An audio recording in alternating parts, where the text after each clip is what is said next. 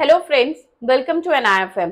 दोस्तों, पिछले बहुत दिनों से लोग हमें पूछ रहे हैं, मैम हमें टेक्निकल एनालिसिस भी आता है, हमें फंडामेंटल एनालिसिस भी आता है, पर हमें प्रॉफिट नहीं हो रहा।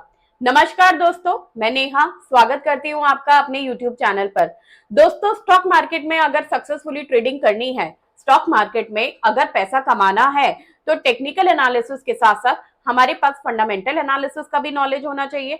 हमें स्टॉक मार्केट का बेसिक भी पता होना चाहिए। बेसिक की अगर हम बात करें तो हमें equity market, derivative market, commodity market and currency market का नॉलेज होना चाहिए। सबसे पहले हमें पता होना चाहिए ये जो चारों मार्केट हैं, ये चारों मार्केट इंटरलिंक्ड है।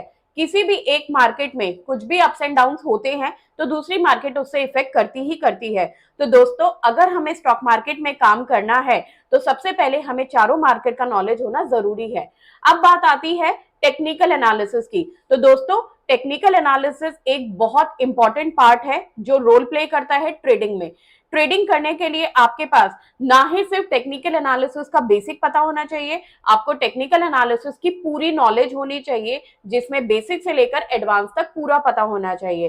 टेक्निकल एनालिसिस अपने आप में ही एक बहुत बड़ा सिलेबस है, जिसके अंदर आप candlesticks, graphs, charts, patterns, indicators, oscillators, support, resistance, MACD, Fibonacci, इसके अलावा भी बहुत सारी चीजें हैं जिसकी नॉलेज होना जरूरी है। इसी के साथ साथ आता है फंडामेंटल एनालिसिस। दोस्तों, बहुत सारे लोग हमसे पूछते हैं कि मैम फंडामेंटल एनालिसिस तो लॉन्ग टर्म इन्वेस्टमेंट्स के लिए काम आता है। तो दोस्तों, मैं आपको बताना चाहती हूँ fundamental analysis long term investment के साथ साथ इंट्राडे ट्रेडिंग में भी बहुत इंपॉर्टेंट रोल प्ले करता है, क्योंकि फंडामेंटल एनालिसिस के बेसिस पर हम कंपनी का सिलेक्शन कर सकते हैं, हम स्टॉक सिलेक्शन कर सकते हैं, हम डेटा को एनालाइज कर सकते हैं, न्यूज एनालिसिस होता है, रेशियो एनालिसिस होता है, इवेंट एनालिसिस होता है।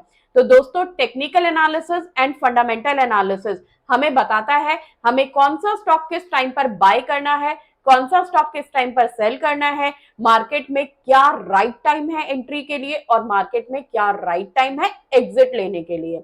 इसी के साथ साथ एक मॉड्यूल और होता है जिसकी हमें जानकारी होना जरूरी है, जिसे हम बोलते हैं ऑप्शंस ट्रेडिंग स्ट्रैटेजीज।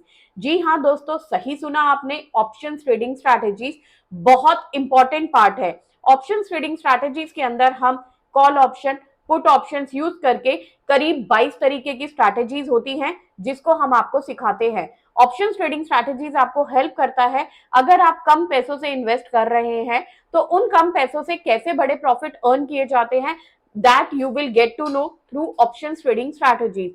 तो दोस्तों, इन सब चीजों का आपके पास थ्योरेटिकल नॉलेज के साथ साथ प्रैक्टिकल ही पूरा नॉलेज होना चाहिए। स्टॉक मार्केट एक ऐसी इंडस्ट्री है जिसमें जितना ज्यादा प्रैक्टिकल नॉलेज होगा आपके पास, आप उतना ज्यादा अर्न करेंगे। एक छोटा सा एग्जांपल देती हूँ। सचिन तेंदुलकर क्रिकेट खेलता है। क्या सचिन तेंदुलकर ने क्रिकेट की कोई बैचलर्स डिग्री करी है या कोई मास्टर्स डिग्री करी है? नहीं। सचिन तेंदुलकर ने अपनी प्रैक्टिस करके अपने आप को इंप्रूव किया है, अपने आप को सचिन तेंदुलकर बनाया है। इसी तरीके से अगर हम बात करें ट्रेडिंग की, तो ट्रेडिंग में सर हम बताना चाहते हैं कि किसी डिग्री की, किसी डिप्लोमा की रिक्वायरमेंट नहीं है, जरूरत है तो प्रैक्टिकल नॉलेज की। प्रैक्टिकल नॉलेज जितनी ज्यादा होगी उतना ज्यादा आप अर्न करेंगे। तो दोस्तों, फिर किस चीज का वेट है? NIFM यानी कि national institute of financial market, जो कि स्पेशलाइज्ड है प्रैक्टिकल नॉलेज के लिए। हम लोग यहाँ पर आपको पूरे कोर्स का 70% प्रैक्टिकल ट्रेनिंग पार्ट देते हैं। हमारे यहाँ पर एक्सपर्ट ट्रेनर्स हैं जिनके पास मोर देन 15 ईयर्स का एक्सपीरियंस है। तो दोस्तों, नीचे दिए गए नंबर्स पर कांटेक्ट करो और अगर चैनल पर न्यू है तो प्लीज सब्सक्राइब कीजिए। Thank you so much.